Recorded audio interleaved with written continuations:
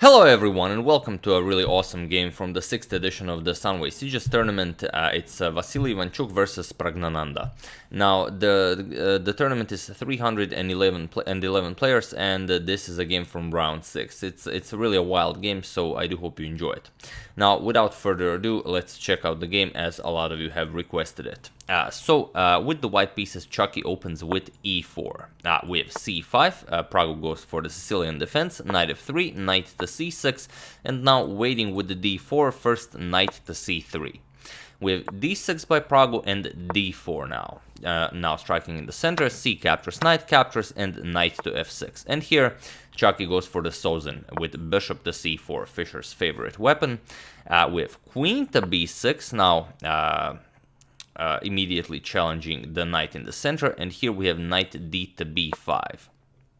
We have a6, Prago pushes the knight back, but first bishop to e3. Attacking the queen, we have queen back to a5, and now knight back to d4. We have e6 by Prago, and Chucky just castles. Bishop to e7, Prago prepares the castle, and bishop to b3 now. The bishop is just much safer there, and now comes knight captures on d4.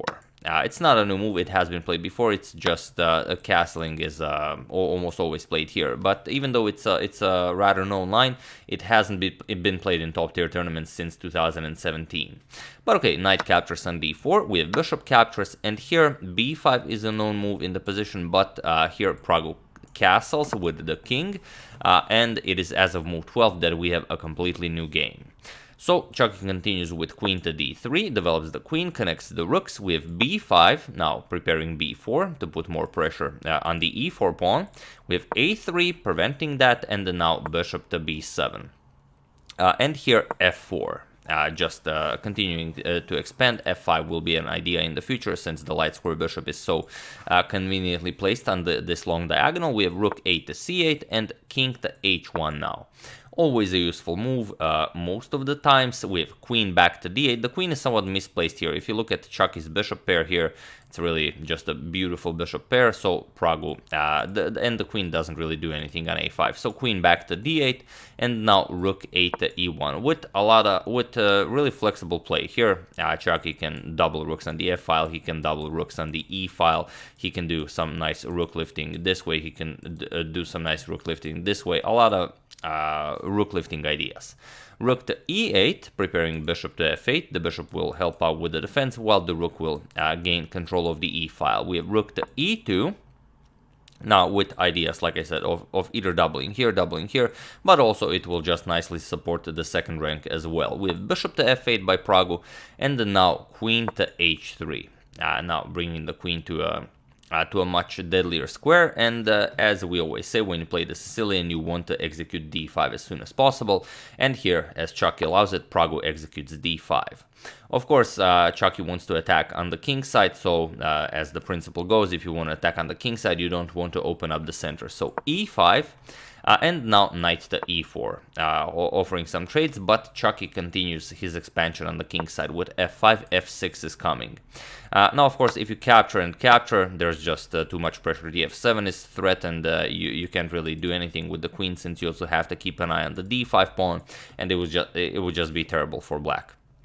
So after f5, we have knight to c5. Now the knight also guards the e6 pawn, but also you can just eliminate one of white's strong pieces with f6 by Chucky, and now just knight captures on b3, eliminating the light square bishop. We have c captures on b3, and then now a5, preparing b4, but also if knight captures on b5, then Prago has a bishop to a6 in mind to try and trade off as many pieces as possible, because the knight will be a strong attacker of the king's side. So Chucky not interested in knight captures, he goes rook to e3. Better bring another piece into the attack. We have b4, now attacking the knight, and now just f captures on g7. So what can you do here? Prago, of course, captures, bishop captures on g7, and now rook to g3.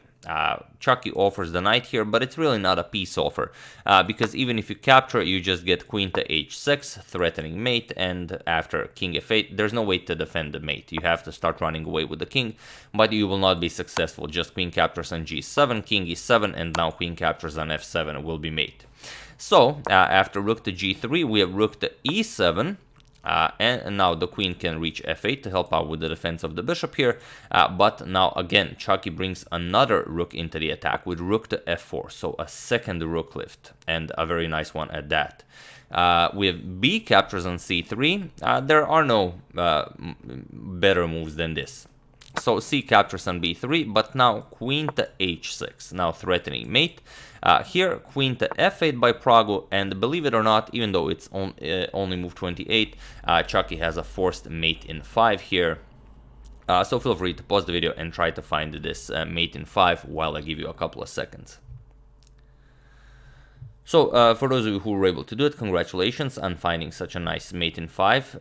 Glad it's not a mate in 8. We have too much rhymes as it is on this channel. And for those of you who just want to enjoy the show, it's rook to h4. And there is nothing black can do here. So, queen captures on h7 is the mate threat. Only good move is f6 or f5. Pragu played f5, but now comes queen captures on h7 with check, king to f7, now queen to g6 with check, king to g8, and now Chucky just played rook g to h3, and it was in this position that Pragu resigned the game, as there is nothing he can do here.